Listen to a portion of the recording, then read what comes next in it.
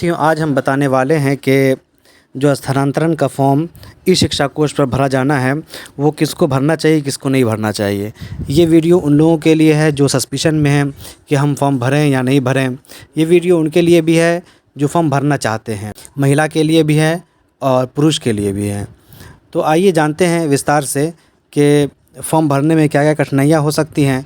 Form भरने के बाद हमारे आसपास का स्कूल मिल सकता है या नहीं मिल सकता है पुरुष को और महिला को। अब देखिए अगर आप ये सोचकर भर रहे हैं फॉर्म कि आपके घर के नज़दीक का विद्यालय आपको मिल जाए, तो ऐसा ज़रूरी नहीं है। ऐसा क्यों हो सकता है कि ऐसा क्यों है कि आपके घर के नज़दीक का विद्यालय नहीं मिलने की संभावना ज़्यादा है। आइए इस बारे में हम अभी जानने की कोशिश करते हैं। देखिए, जब स्थानांतरण पॉलिसी आई थी उसमें ऑर्डर ऑफ प्रेफरेंस दिया हुआ था। ऑर्डर ऑफ प्रेफरेंस में टोटल 7 तरह के ऑर्डर ऑफ प्रेफरेंस दिया हुआ था। उसमें उसी प्रेफरेंस के हिसाब से जहाँ भी स्कूल होगा, स्कूल में जगह खाली होगी, तो उसी 7 जो ऑर्डर ऑफ प्रेफरेंस है उसी के हिसाब से आपका स्थानांतरण या पदस्थापन होना है। उसमें 7 ऑर्डर ऑफ प्रेफरेंस क्या क्या है, तो एक तो असाध्य रोग का है, दूसरा गंभीर रुग्णता का है, तीसरा दिव्यांग के लिए है, चौथा ऑटिज़म के लिए है, पांचवा विधवा शिक्षिका के लिए है, उसके बाद महिला शिक्षिका के लिए है, फिर पुरुष के लिए है। तो मोटा मोटी इसमें 3 प्रकार है। एक तो असाध्य रोग से पीड़ित होंगे और दूसरे लोग हो गए महिला शिक्षिका, उसके बाद पुरुष शिक्षिका, और बीच में एक विधवा महिला भी आती हैं। तो जहाँ भी सीट खाली होगा तो वहाँ पर इसी ऑर्डर ऑफ प्रेफरेंस के हिसाब से मिलेगा। और पुरुष में 3 कैटेगरी है। पुरुष के अंदर सबसे पहले नियमित शिक्षक, उसके बाद सक्षमता पास शिक्षक, उसके बाद बीपीएससी शिक्षक। तो सबसे नुकसान जो होने वाला है जिसको, वो बीपीएससी शिक्षक को नुकसान होने वाला है अगर वो फॉर्म भरते हैं। तो ऐसा क्यों हम कह रहे हैं, इसलिए कि जहाँ भी सीट खाली होगा तो पहले वहाँ पर भरा जाएगा किससे, जो दिव्यांग लोग हैं, उसके बाद किससे, जो असाध्य रोग से पीड़ित हैं, उसके बाद महिला, उसके बाद पुरुष में जो नियमित शिक्षक है वो, उसके बाद फिर भी सीट खाली रह गया तो जो नियोजित शिक्षक सक्षमता पास किए हैं उनको दिया जाएगा। उसके बाद भी सीट खाली रह गया तब जाकर बीपीएससी शिक्षक को TRE1 TRE2 को मौका मिलेगा। तो अगर 40-50 किलोमीटर, 60-70 किलोमीटर की दूरी पर हैं अगर अभी आप, बीपीएससी शिक्षक के लिए बात बता रहा हूँ मैं, कि और जगह सही है, जगह मिला हुआ है और सेटल्ड है वहाँ पर, तो भरने से ज़्यादा फ़ायदा नहीं होने वाला है आपका। इसलिए कि इसमें सभी पुरुष शिक्षकों से अनुमंडल का विकल्प देने की बात कर रहा है। और अनुमंडल का विकल्प देने का मतलब है कि कम से कम 50 किलोमीटर से ऊपर ही, एकदम नज़दीक भी अगर आपको देता है तो 50 किलोमीटर के आसपास में आप आ सकते हैं। लेकिन बीपीएससी शिक्षकों के लिए ऐसा होना बहुत मुश्किल है, इसलिए कि इससे पहले जैसा कि अभी हम बताया आपको कि ऑर्डर ऑफ प्रेफरेंस में सबसे नीचे बीपीएससी शिक्षक को सीट मिलेगा। तो बाकी सबसे जितने अलग अलग प्रकार के शिक्षक हैं उनसे सीट भर जाएगा। उसके बाद जो बचा हुआ सीट है वो बीपीएससी शिक्षक को मिलेगा। तो बीपीएससी शिक्षक के लिए यही बेहतर है कि अगर उनको 60-70 किलोमीटर, 80 किलोमीटर भी है और वो सेटल्ड हैं अभी अपनी जगह पर, तो उनको विकल्प नहीं देना चाहिए। उनको अपने मूल विद्यालय में बने रहने में फ़ायदा है। इसलिए कि जब आप, एक तो ठंडी का टाइम रहेगा जब आपका स्थानांतरण होगा, फिर वहाँ पर रहने सहने का आपको ढूंढना होगा जगह, फिर आप जहाँ जगह मिलता है वहाँ से स्कूल की दूरी कितनी है, फिर उस आने जाने के लिए स्कूल के लिए साधन क्या है, फिर वहाँ खाने पीने का, ये सब समस्याएं आने वाली हैं आपको अगर आप स्थानांतरण लेते हैं तो। और अब आते हैं सक्षमता पास शिक्षक के लिए।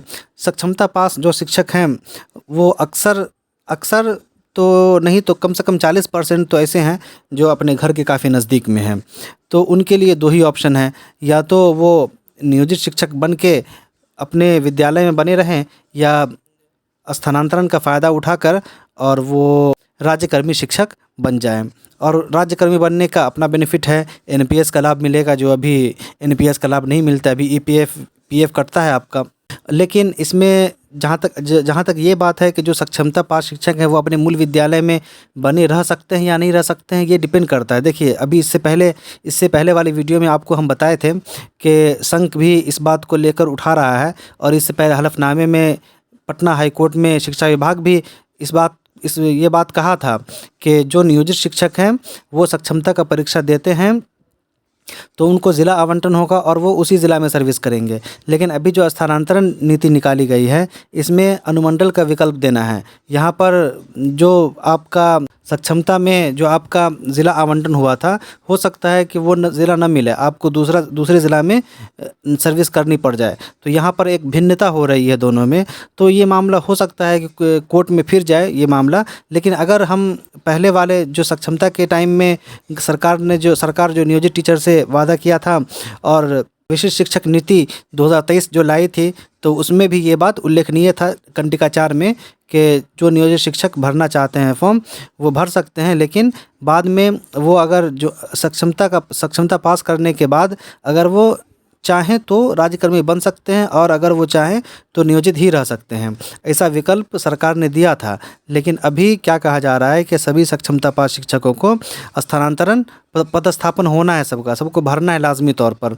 तो अब ये थोड़ा सा भिन्नता है, थोड़ा स्पष्ट नहीं हो रहा है यहाँ पर ये बात कि किस बात को सक्षमता परीक्षा जो पास हैं उनके लिए ये एक मुद्दे वाली बात है कि वो जो विशिष्ट शिक्षक नीति है 2023 उसके कंडिका 4 को अगर देखें तो उनके पास चॉइस होता है, या तो नियोजित रहकर जहाँ हैं वहीं रह सकते हैं, या तो राज्यकर्मी बन जाए।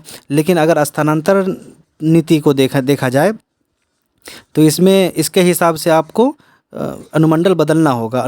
10 अनुमंडल का विकल्प देना होगा। अगर आप घर के नज़दीक में है 2 किलोमीटर 4 किलोमीटर के नज़दीक में, तो जब अनुमंडल का विकल्प देंगे तो आप घर से ज़्यादा चांस है कि आपको दूर हो जाए। जो अभी आसानी है, जो सहूलत है, अभी वो सहूलत ना मिले आपको।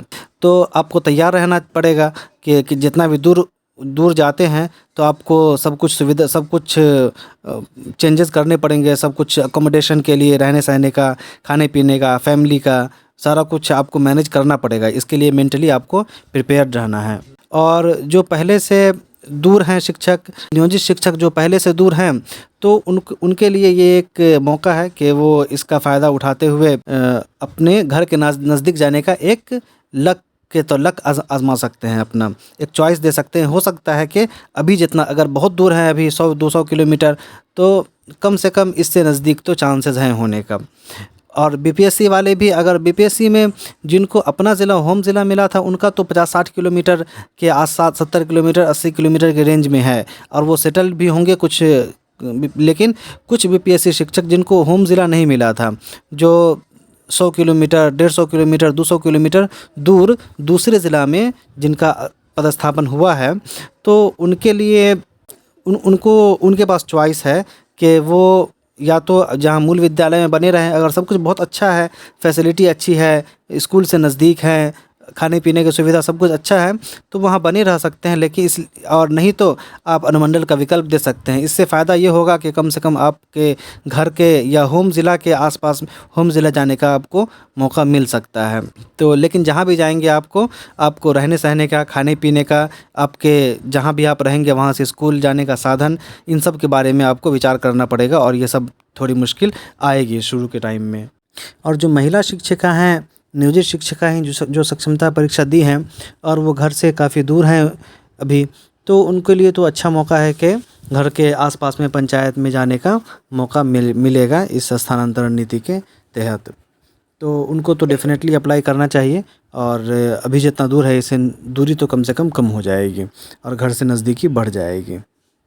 देखिए, अभी सभी बिहार में बहुत सारे अलग अलग अनुमंडल है। कुछ ज़िला में कई अनुमंडल हैं, कुछ ज़िला में एक ही अनुमंडल है। तो अनुमंडल के बारे में बहुत अच्छे तरह से विस्तार से जानकारी सभी शिक्षकों को शायद नहीं होगी। तो हमारी टीम चाह रही है कि इस पर अनुमंडल पर वीडियो लाया जाए, ताकि सभी शिक्षा के नॉलेज में आए कि किस ज़िला में कौन सा अनुमंडल है और किस अनुमंडल में कौन कौन सा प्रखंड आता है, एरिया क्या है उस अनुमंडल का, कौन कौन सा प्रखंड है, कौन कौन सा उसमें पंचायत है, कौन कौन सा स्कूल है, तो उसके बारे में हमारी टीम चाह रही है कि इस पर वीडियो बनाएं। अगर आप चाहते हैं ऐसा तो आप हमें कमेंट करके बताएं ताकि हम इस पर वीडियो लाएंगे। ये जानकारी अच्छी लगी हो तो चैनल को सब्सक्राइब कीजिए, वीडियो को ज़्यादा से ज़्यादा शेयर कीजिए और लाइक कीजिए।